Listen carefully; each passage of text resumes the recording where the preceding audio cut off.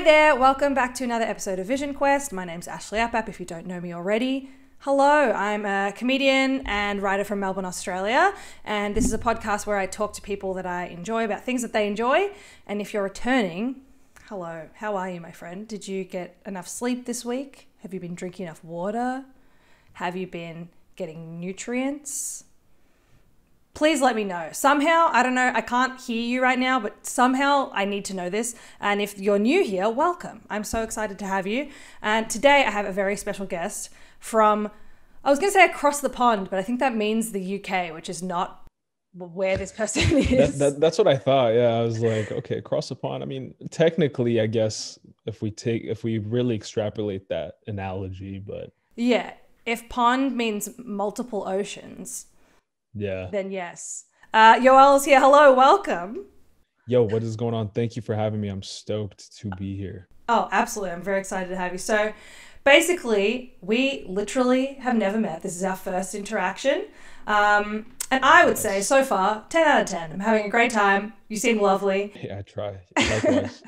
Thank you. So basically, we got connected through like this like podcasting app, and you reached out and we're like, let's hang out and be in each other's podcasts. And I'm super excited. And right now you're in It's like LA. podcast. It's like Tinder for podcasters. Yeah. But like it's just for collaborations. Yeah. It's like, let's be friends and talk on the internet, because right now the world is on fire. And what else do we have to do? Exactly. I think this is an excuse for like my loneliness to like express itself. It's all the like lonely people with microphones being like, is there someone out there who matches this level of loneliness? Yeah, exactly. Yeah, exactly. So right now you're in LA, which I was also up until Miss Rona said no, and I came home. So when did you move? Or back home? Yeah, to Australia. End of March. So I was meant to be coming home. Oh wow, yeah. On like the 27th, and then there was this whole issue where basically the airline was going to close the borders to New Zealand because I was flying through New Zealand. And 2 days before I called and was like, hey, just want to check, can I have any like extra baggage? And they were like, oh, well, maybe. But also if you fly on that day, you're going to get to LAX and they're going to tell you you can't get on the plane because the border is closed. So wow. I like was like, what do I do? They're like, we can transfer into tonight's flight. And this was at 4:30 p.m. And as you know, LA, like the traffic to LAX is fucked. So yeah. And the flight was for 10. So I was like, I'm going to have to leave in like an hour. But because it was during the pandemic, there was no one on the road. So I got there super early. But I like pretty much had to flee, which I mean is compared to other people having to flee countries in their situations, it was completely fine. Like I was safe. So that is when I left. And then I was like, that truly a chaotic time. It was insane. I remember on like the 9th of March, which was a Sunday, I called in sick to work. I faked sick and went to Disneyland with a friend. And then the next day I got to work and they were like, oh, lots of people are canceling I worked at a massage place. I was like the front desk person. Lots of people are canceling their appointments. This is happening. This is this is this. And then within like 3 days, they're like, oh, we have to shut down the business. So it's wild. Yeah. It all happened. I had a so friend quickly. in France. He's like a French model, and he was here and he was living with us. He's like, bro, I gotta go home. They're gonna close things down. And like, it was just such a coincidence, but he's like, no, I literally have to go. And like every day it just got worse and worse. Like a matter of like 4 days, it was like, it went from like, nah, this isn't a big deal, to like businesses shutting down, like, you know, people not being able to travel. It was intense. Yeah. I like exactly what you said. Every single day it got worse. I remember within a week, I went from being like, you know what? It's all right. Like my work isn't going to shut. I can stay. And then it being like announced that it was going to shut. And then me being like, well, I have 60 days until my visa. Like I'm like, I legally have to leave the country. I'll just wait the 60 days. And then it was like, oh, if I don't leave like this week, I will be trapped here. And then like have like a re-entry ban for 3 years if I like overstay that 60 days. So I was like, I gotta get out of here immediately. You know, glad to be safe. Would you like to tell anyone listening and or watching to this just a little bit about who you are and what you do? Yeah. So I'm an Ethiopian. My parents were born in Ethiopia. I was born in Israel, actually. My mom's side is ethnically Jewish. Yeah, I like long walks on the beach. I do videography. I do photography. I enjoy comedy. My podcast is like a kind of a comedy slash, like I like to talk like serious too as well. Just depends on how I'm feeling that day and the guest and what topic. But yeah, host of a podcast, and yeah, I think that's really it. I'm a simple guy. I like to have fun. Try to work hard, but simple guy. Live in LA. That's a Oh, great summary. I'm from Portland though. So I Oh, was okay. so yeah, I'm from Portland, like that Portland area. Moved out to LA like 2 years ago to pursue, videography, my podcast, all that good stuff. What was it like growing up there? I've always wanted to go. So I mean, I grew up like 45 minutes south of Portland, so I wouldn't say that, but I would go there, every weekend, every other weekend. I had a very I had a good understanding of Portland. My cousins, a lot of my aunts, uncles lived up there. Hmm. Um, and I go there for my family still lives out there, so I go out there like every like 3 months or so just to be with family and stuff. Like I was there for Christmas. Hmm. People are super nice. It is probably the most dramatic difference from LA into any other part of the country. I would say like Portland and LA are complete opposites. Okay. Not only as far as people, but as far as just the speed of the city. Sometimes LA can feel, I mean, pre-corona, obviously, but the speed of LA can make you feel like, kind of neurotic and just like anxious in traffic, people honking, a lot of crime. Like Portland is a very calm, not a ton of crime out there, not a ton of poverty. People are super nice, just slow. It's like a big city retirement community. And for me, growing up there, I had to leave, because a lot of the times you're like is the grass greener on the other side, right? And just for what I wanted to do, the point in time in my life right now, I knew I needed to go to LA to do what I wanted to do. It definitely was not for the people. It definitely was not for, eventually raising children. It's going to be it would take like extraordinary circumstances for me to raise children in Los Angeles, like just based off of kind of the values and just the city. I mean, I know that but it's kind of tough to describe for people that didn't grow up here. There's obviously beautiful people here, and there's a lot of pros, but it can be a toxic environment. I absolutely understand what you mean about LA being toxic and a bit weird. I feel like, and no disrespect to anyone out there who was like born and raised in LA, but I don't think I've met anyone who was born and raised in LA and has some kind of tie to the entertainment industry who isn't like a little bit messed up. Like there's some kind of something happening. I feel like the friends that I met in LA that were from there, that were like the most down to earth that I could relate to the most, were people who like were just like, yeah, I'm from here and I have nothing to do with any of that world. I'm just from here.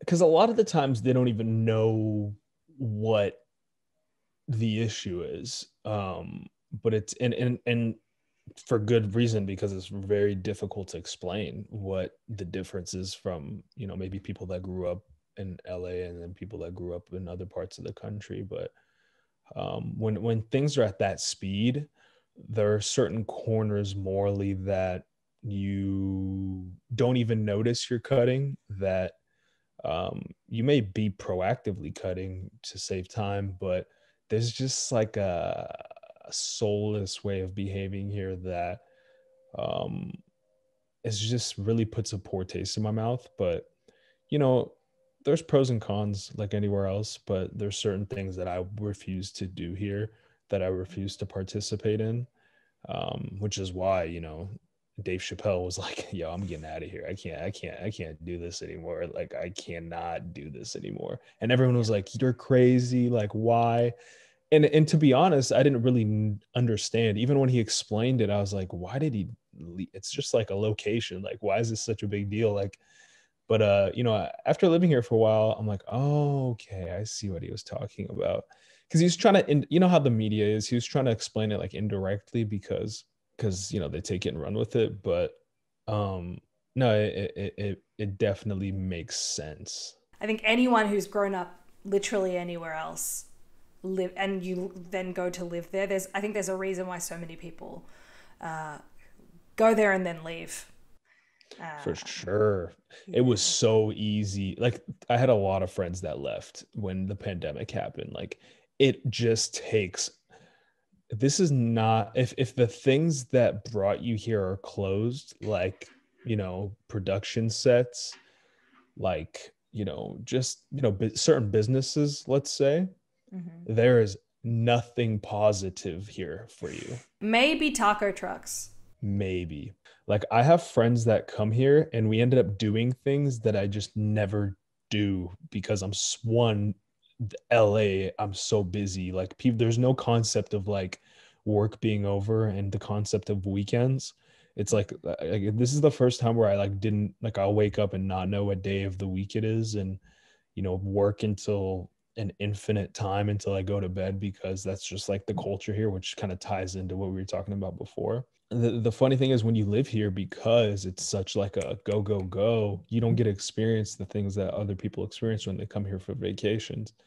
Like the first year here, I may have gone to the beach like once, twice, and I lived here for a year. And that's because I was just so busy. I didn't feel like, you know, honestly didn't feel like I deserved to go to the beach, and two, like felt like I didn't have the time. My whole first year of being there, I don't think I did anything fun because I was so like, I got to get work. And then I was like a PA on a movie and was just like, okay, well, I'm working 16 hours a day on the weekend. I need to literally lie there and do nothing because I physically can't. I'm like, I need to reserve my energy.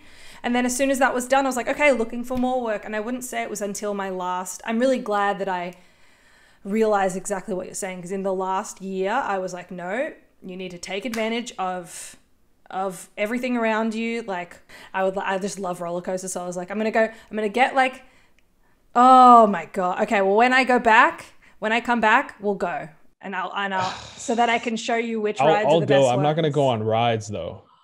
I don't want to go on scary ones. I just want like a little teacup one Okay. where it's That's like, fine. oh, you know, it's wild, but I don't want to do the whole like up, down. Like I am not that guy. I I like water parks. I like the Disney experience. It's cool, Yeah, but I'm not down for the roller coaster. But I'm down I to go. That'd be I fun. am that guy. I like live for like a huge drop.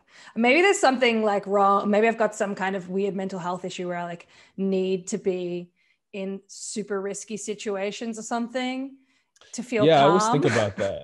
It's funny because I always think about that. I'm like, what's this? I think I asked someone, I'm like, what is the psychology behind enjoying like you're gonna die?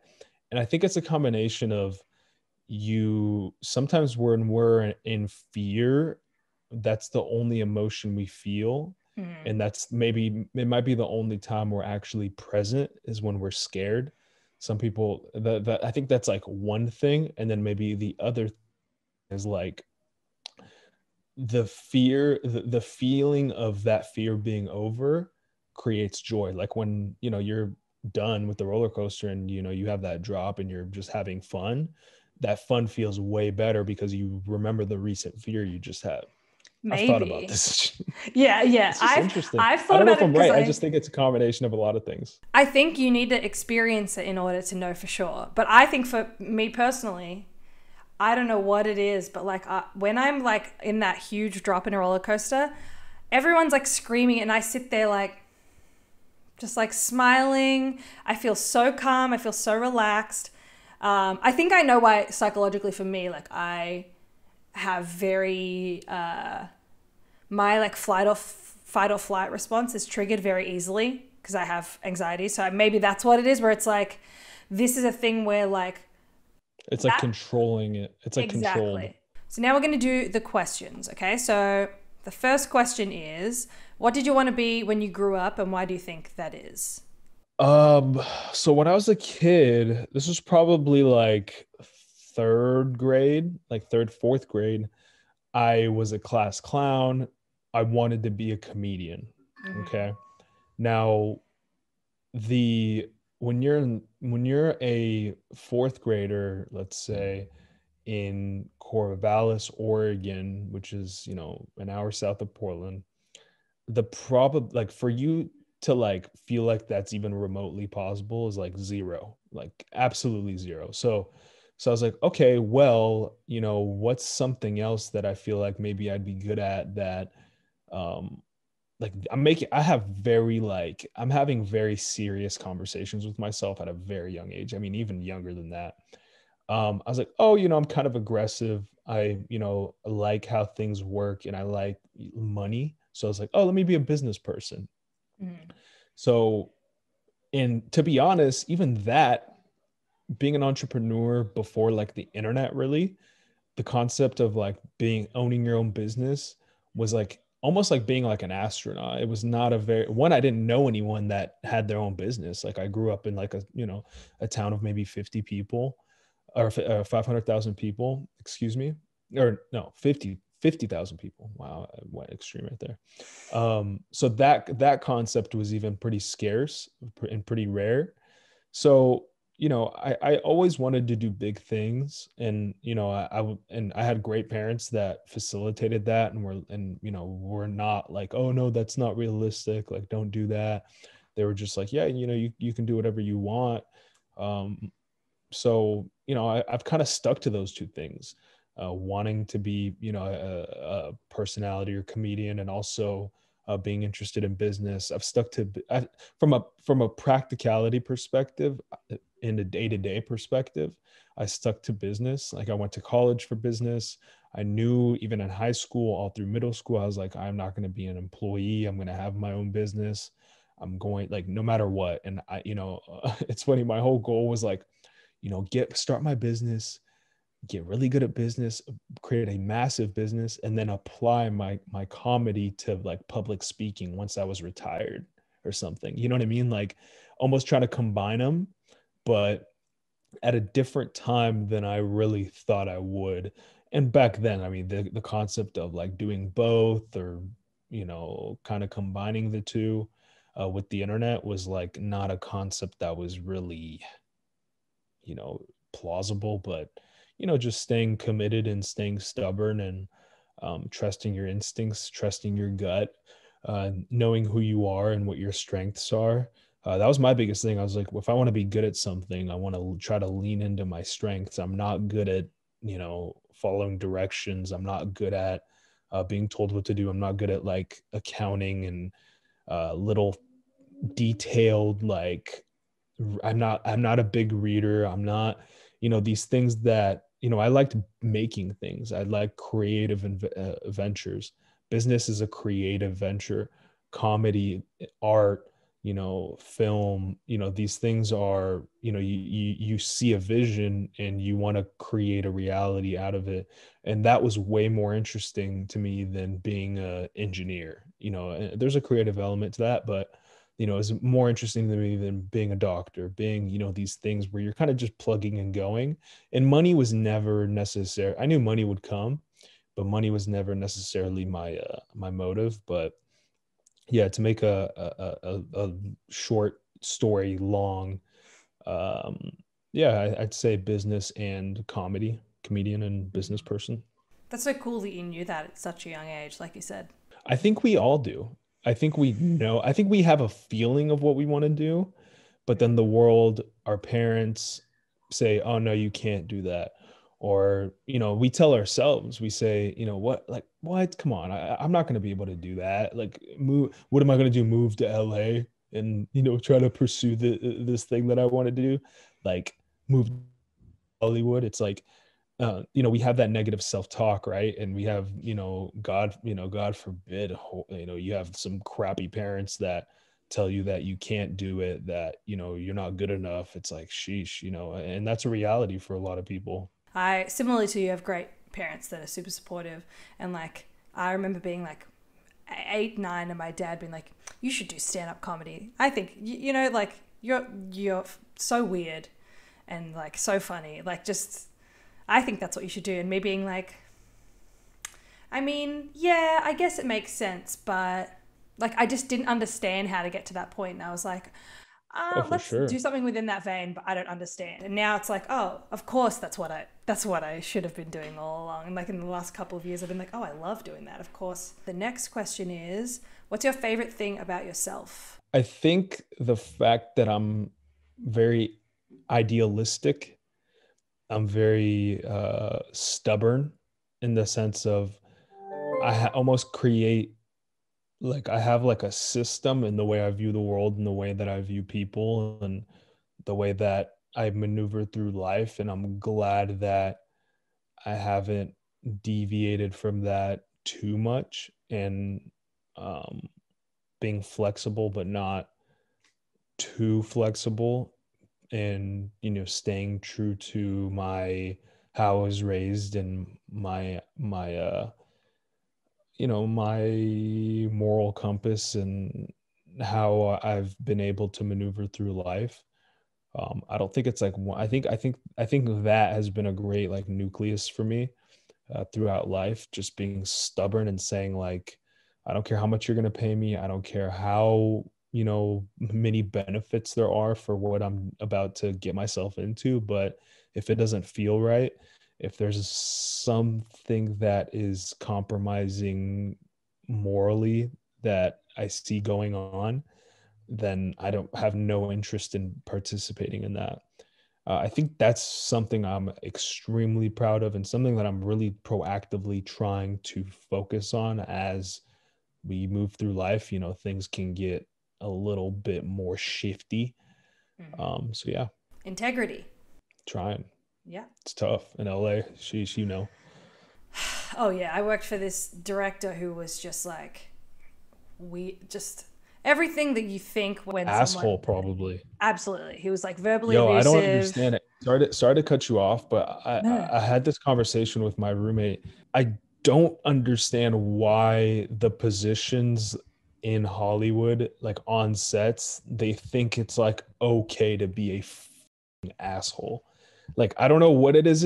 This does not happen, and it's not the speed, because there are occupations that move faster. They have attention to detail, but they're not assholes to each other. I refuse to accept that it's necessary character building, developing your skills, working under pressure, all of the excuses to be disrespectful, abusive. It's something very unique and very bad in LA, in Yeah, Hollywood. and like insanely common. Like I've talked to everyone I know that's like been an assistant on any level, and they've been like, oh yeah, I've experienced that. And it's just, it blows my mind. And all it takes is like a conversation with one person who has nothing to do with the entertainment industry to be like, that's not normal.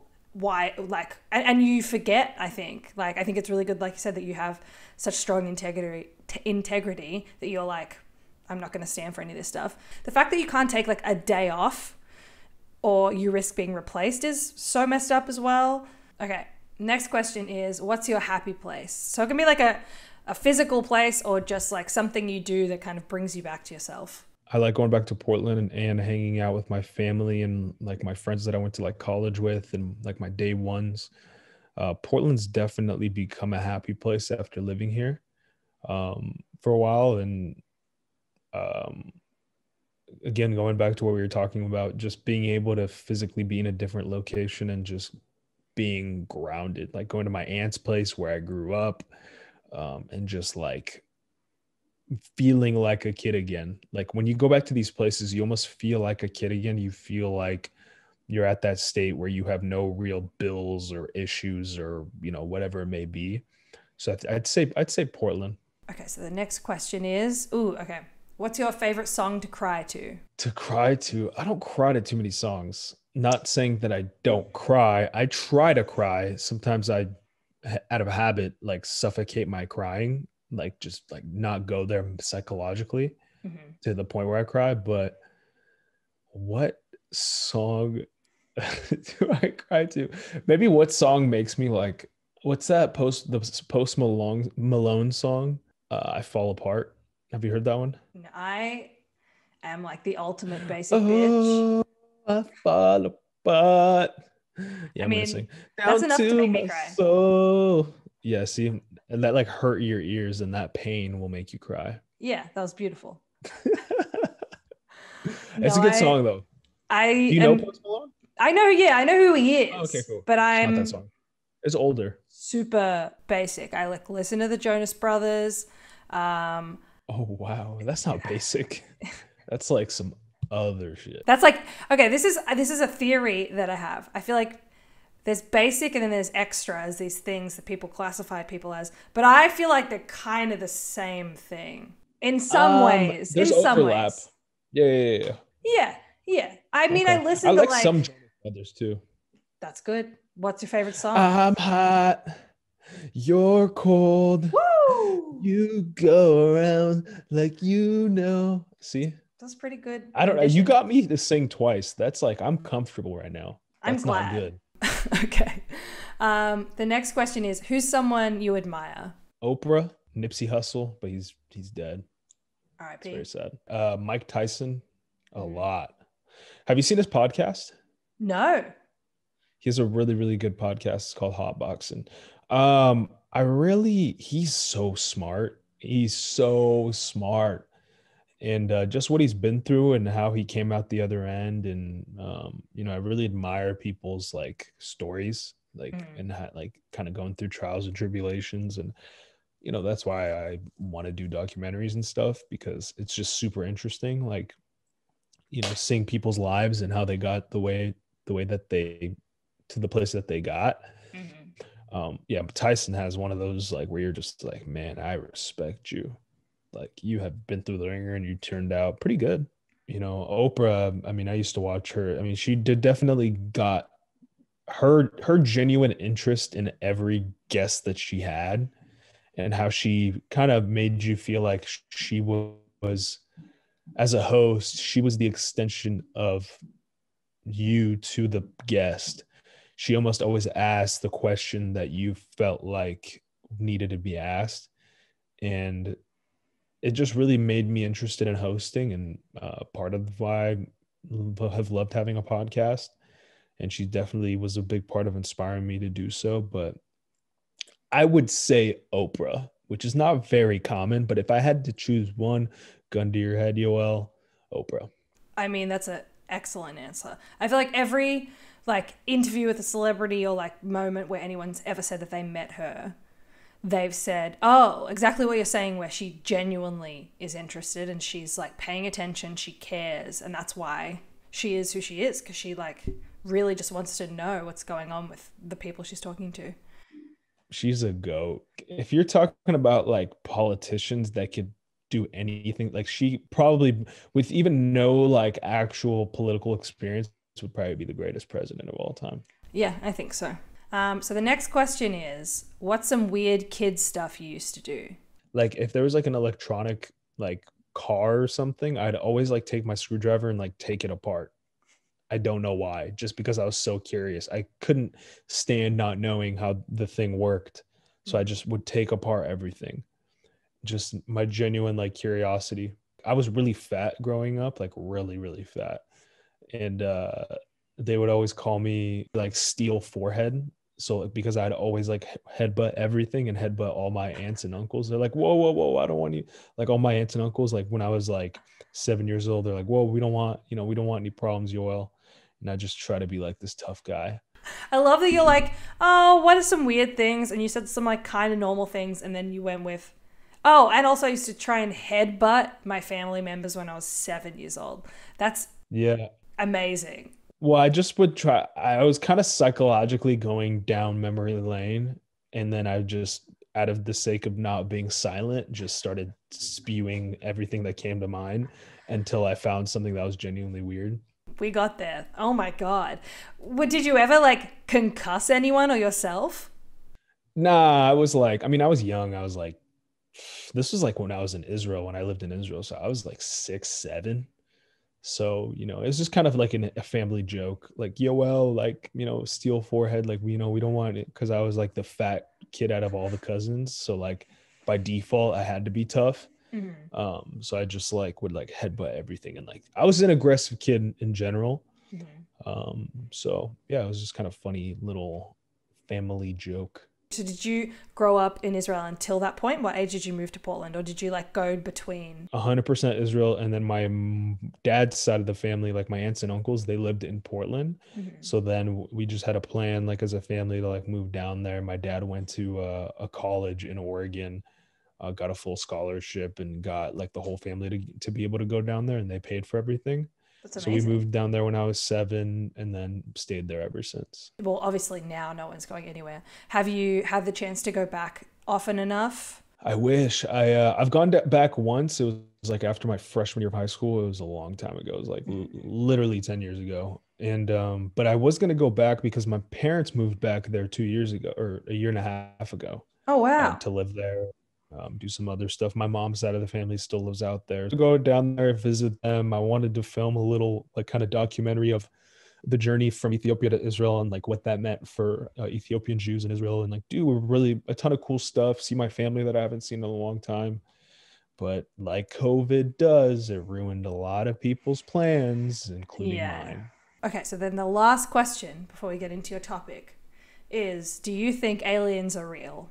What I was thinking the other day? I was thinking, you know how people were like, yeah, I don't believe in God. God doesn't exist. But then they're like, yeah, aliens are real. And I'm just like, well, let's sit back for a second.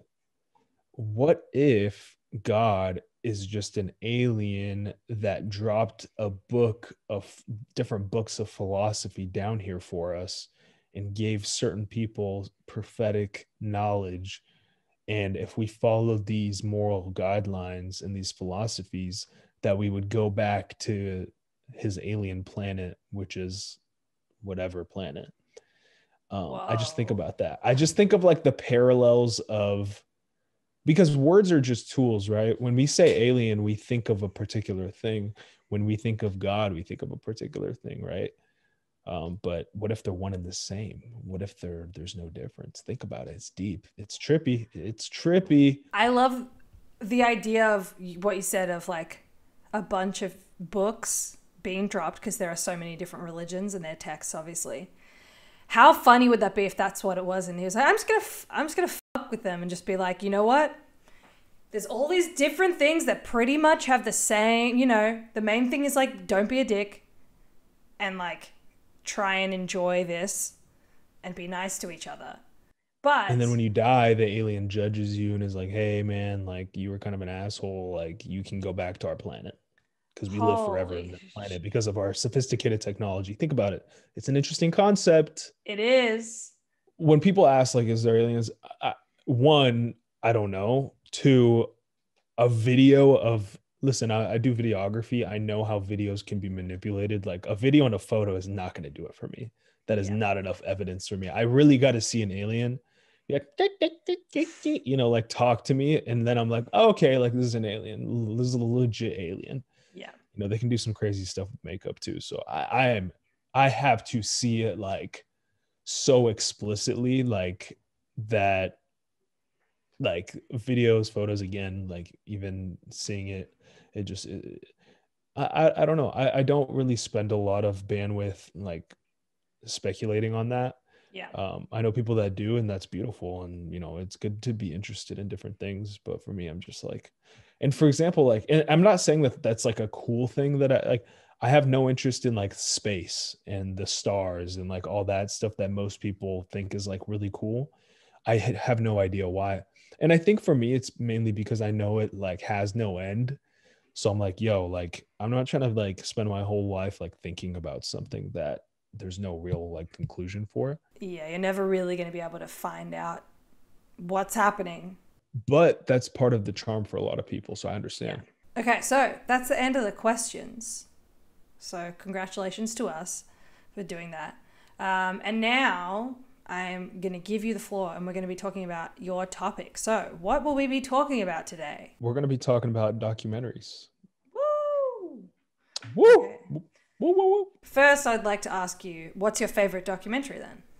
I If always say this, but I don't know if it's true because it's like, what's your favorite kid, right? It's like, you love them all for different reasons. Yeah. It's easier to rank movies for some reason, but for some reason, documentaries, it's a little difficult because they're inherently so different because they're documenting generally very specific things. Um, and it's hard to pick which truth is your favorite, right? It's like documentaries are supposed to be like real.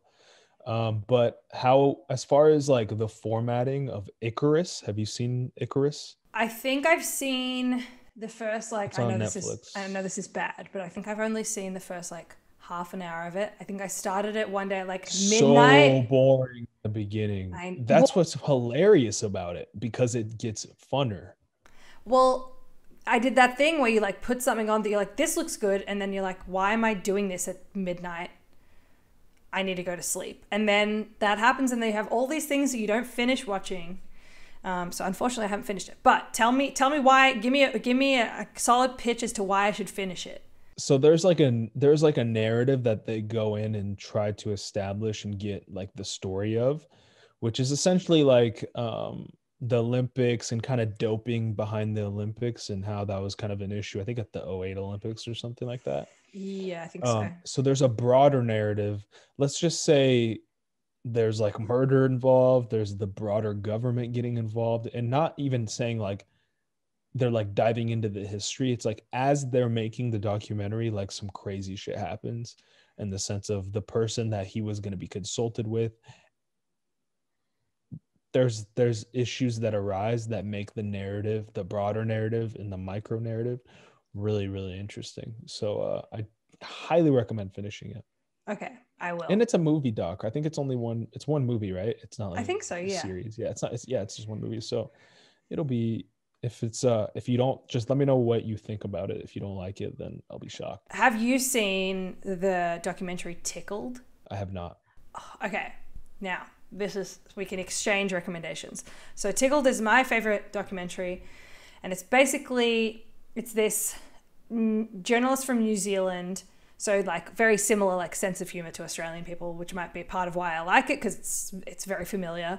And he basically is explaining that he was looking for something to write a story on because he works for this newspaper, and he found this thing online that was this like competitive endurance tickling, and he was like, this seems weird, let's look this up. And without giving anything away,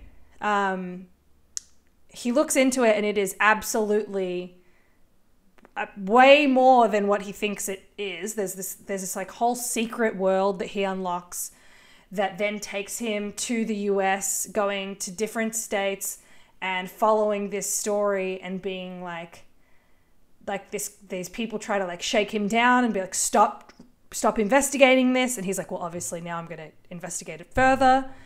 And he uncovers this huge, basically, conspiracy from this simple, funny thing that he thought was just going to be like a lighthearted. That's funny. That's how Icarus is. It's Okay. funny because the format sounds the same. Because yeah, I mean, look, those are always the best, right? Where they go in with something and they're like, whoa, this is way more than we thought. Like, yeah, I'm so excited to hear what you think. I saw it in the theaters in this like tiny theater in New York in 2016, and it was like, and then I saw it again in the theaters here in like another little like tiny theater. damn, that was 5 years ago. 6. Oh wait, 5. No, 5. You're right, 5. Yeah. Jesus Christ. Wild. Don't make me think about time. In terms of documentaries, as a documentarian yourself. Whoa. Take a deep breath. I wouldn't go there yet. Hey, it's as an aspiring documentarian and self-proclaimed journalist. Yes. Actually, I'm starting to shoot. I mean, I shoot like, yeah, I think that's a stretch. I'm not there yet. It's that thing where you got to say, even humility aside, I'm not there yet. But it's that thing where you got to say you are the thing, even if you're not doing it, you know? I mean, I guess, but I don't, it's kind of cringy. I know it is. Like I have some friends that are kind of famous, pretty famous. And like they post me in their stuff sometimes.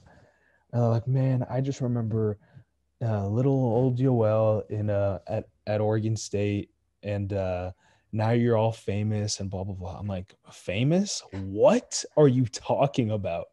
just because you're around people that are famous does not make you No, famous. no, It's not at just it's all. just funny, like little things like that where it's like people's perceptions of you are relatively like subjective. It's kind of interesting. Yeah, and I feel like everyone's perception of themselves is like always smaller than what other people think. Well, I It's think it's a good crazy. thing. It keeps you hungry. Like I've needed that perspective because if I said, "Oh, you know, I've made it," then I wouldn't work. Yeah, that's very true. It's a good way to look at it. But okay, as an aspiring documentarian, then what what do you think is like the most important thing you look for in a documentary? Probably like a story that one hasn't been touched on before, or maybe hasn't been touched on in that particular angle. Um, because it can be something people have touched on or know about, but you just are approaching it from a different perspective.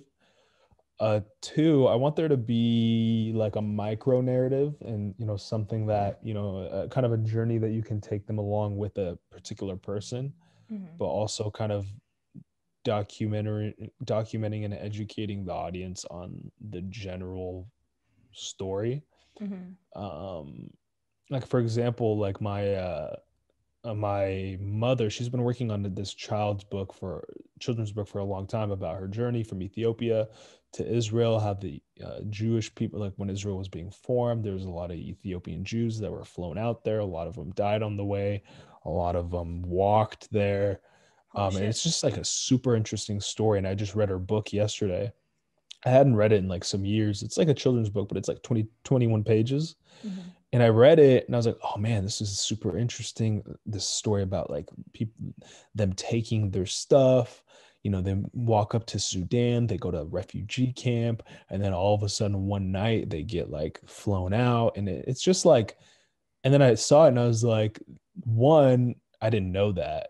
Two, based off of now what I know and diving deeper into the story, there's like I feel like it would almost be better told through like a movie rather than necessarily a documentary, because there's a lot of visuals that one I think would be interesting, and two, I think it would have to be filmed as a film just to get the full immersion of kind of what was happening at that particular time and kind of the effect it had on people, and kind of ironically making it more curated and quote unquote artificial as a Mm-hmm. movie would even be more authentic than just have, you know, people saying what happened and maybe having some like animation or some corny like remake with people that don't really know what they're doing.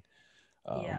So it's just like, you know, documentaries, my biggest thing is like having the right application, the right editing, the right directing for that particular story is something that is another thing that's really that I think is really, like really really important. That also the story is so there's so many people that have experienced things like that, but people I feel like when they've been through something like that don't seem to tell that story openly because they're just like, yeah, that's just my life. That's just my experience. That's Exactly. normal. Like But it's my mom, and I didn't know yeah, this stuff, you know, but you know, they're so tough, especially if they've been through stuff like that. They're so tough, they don't even want to complain. yeah, You know, they don't want to be like, oh, you know, like I had such a hard life. It's like, nah, they're not gonna, they're the last people that are gonna say that, yeah. because Probably just if super they really had to grateful. face those, yeah, 100%. And the story is what's important. I think that's the biggest thing with documentaries, right? Like the directing, the videography work, the lighting, everything is to facilitate the story. I think that's something that you know is most of the time not a big deal and fairly understood on sets and fairly understood in production. But I've seen these, like for example, like there's an interview show that I really hate on Netflix. It's the one with which I really like this guy. I think Letterman, he's kind of older, like white, like he's like super old. I Yeah, like him, but the way they shoot the interviews is so obnoxious to me. yeah, And it's like a bunch of like moving cameras, like which are good in some applications, right? But they cut so much, don't cut at the right times. The story is not what's focused on. It's, we're Netflix, we have this big budget, which means more cameras, more lighting, more fancy camera work is what's valued, which is not the case. Mhm. Sometimes less is more. So, just kind of an analogy there, I guess. Speaking of Netflix, this might be controversial, but I know what my opinion is, and I'm ready to just put it out there. Let's hear it. Did you watch Tiger King, and what did you think of it? Is that political? I don't know. I feel like everyone liked it, and I fucking hated it. I was like, why is everyone watching this? Like, even if I loved it, I would like, and you didn't, I wouldn't be like, It's not I feel like it's political if this was like March. If this was like a year ago, then maybe. But it's definitely actually that's a very funny point. I don't know why I put it that way, but you know what? I'm leaving that in. But yeah, I watched it in like hotel quarantine with a friend because we got to quarantine. We like flew back together. We got to be together and watch it, and she was just like, "Isn't this great?" And I was like, I hate this. I hate this. yeah. Well, I think like great, maybe she meant great in a different way. Like, for example, like I watched it and I enjoyed it like I enjoy watching like 90 Day Fiance or like the Yes. Kardashians. I didn't enjoy it for like, this is incredible work of journalism. I cannot believe that this story hasn't yet to be told, that they deserve these awards. Yeah. I enjoyed it for what it was. It is a funny, goofy, zookeeper that had a bunch of issues, and it was just kind of funny. Like, I have I watched it since? No, No. because Yeah. it's not good. It doesn't have layers to where you're like, you rewatch it and you keep watching it, and it you get something different every time, and it's super interesting. There's other documentaries where they're either deep or just compelling or make you feel something to where you can keep watching them and keep enjoying them. But no, I mean, I watched it. I watched the first one, then I'd watch the second episode, and I was like, man, I can't wait to watch the next one. It's just fun. It's fun. But Yeah. again, I liked it, asterisk, comma, parentheses, because it was entertaining, not because it was quality film. Yeah, that's true. And I'm I okay with watching things that are not quality film and saying I enjoy them. I'm not like a snob, like where it's like, you enjoyed watching that, like you must not know film. It's like, dog, yeah. relax. Yeah, let people just like things. Yeah, I want to put out there, neither am I. I'm not like, if you like Tiger King, get out of here. I just remember watching it and being like, it was the same thing where like I'd watch the next one and then I'd be like, I think the thing that like kept people hooked is like right at the end there'd be, so obviously like this is a classic move for any show. It was like right at the end, especially like a soap opera hook. Yeah, exactly. Where like there's something at the end that makes you want to watch the next one, and then I'd watch the next one and be like, this didn't. They either didn't touch on it or they were just like, okay, well, it's this thing. Wasn't satisfying. No, it wasn't satisfying. And I think also, at least for me, like, because I was like trapped in a room and couldn't open a window or a door, I was just like, I think right now I would rather watch something that's going to hold my, like, that I can fully immerse myself in because I'm so bored. Like, I was just like, I get why people are enjoying this, but. And I was really late to Tiger King. I was really, really late. So I watched it from like I just want to like turn my brain off. And I definitely lost brain cells watching it, but I'm glad I did. It was kind of funny. I love a good Like, did you see that react? Did you see it's like a relationship show where they couldn't have sex or else they lost money, Too where Hot to Harry's from it. Handle? Yeah, Too Hot to Handle. So I Yes. watched that with like all my friends. I was not about to watch that on my own. Like Yeah. that is like, there's Tiger King and then there's like, yo, I'm not gonna watch that on my own. That's not how I operate. I watched that with like all my roommates, all my homies, and we just like made fun of it, and it was just kind of funny. Yeah. uh we just drank and just like watched this, and this was deep quarantine. Like, We're talking like June, May, yeah, June. we're talking June, we're talking a lot of uncertainty. We've been actually stuck in the house. Like grocery stores pretty much closed. Like everything actually closed. Mm-hmm. So, Yeah, you know, some shows capitalized on that, and those two docs and for shows sure. definitely did. I had like Zoom sessions with a friend where we would watch it in sync and just like take shots every time they did and said dumb shit. And it was just so much fun because I was like, this is like, how can these people not just abstain? What? Like, I understand. Harry's like 22. I think he already had money, is what Oh, he already had definitely. money. So he already had money. He like did drop shipping like every fucking annoying brat kid that is like from his age era. Mm-hmm. And he was just there to, you know, be famous and just like Clearly, it was so obvious. And I think like it made me so angry that I was like, he's the only one representing my country and he's such a fucking dipshit. Like he was I so could tell he annoying. was a from the beginning. Yeah. But then he kind of became a little bit more likable, but then he went back to who he was and became a douche again. Yeah. Oh, the toxic masculinity within him was just like, there was just so, it was like seeing the way he reacted to, I'm getting like passionate about this now. Seeing the way he reacted to like the girl, I think her name was like Francesca or whatever, telling him like, we need to like communicate or whatever it was. And he was just like, "Ugh, ugh, I can't do Yeah, that." yeah, yeah, yeah. He's like, what the fuck? You're on, I ain't fuck. Yeah, exactly. And it's funny because I was, you know, as a black person seeing the black people on the show, Yeah. I was expecting that really boring, but that's not a bad thing, you know. Like not like they don't not a lot of people remember the black people on the show because one of them got in his feelings about one girl. I don't know if they're together or not. The other one was just kind of chilled. He had a little thing with Francesca, and then you know nothing ended up happening. But then like the other ones, a lot of people remember, you know, the girls and the guys. Yeah. But it's funny, yeah, you like start to see yourself in it because you know they might represent who you are. You see yourself in the particular character. Mm-hmm. And yeah, it was just like a funny show. And I liked how they brought people from like Australia, England, you know, Ireland. I think one of the girls Mm-hmm. was from Ireland, and I was like, this is cool. You know, it's a Yeah. different perspective. And certain slang I would hear, like, oh, you know, that girl, she was really muggy. I'm like, what?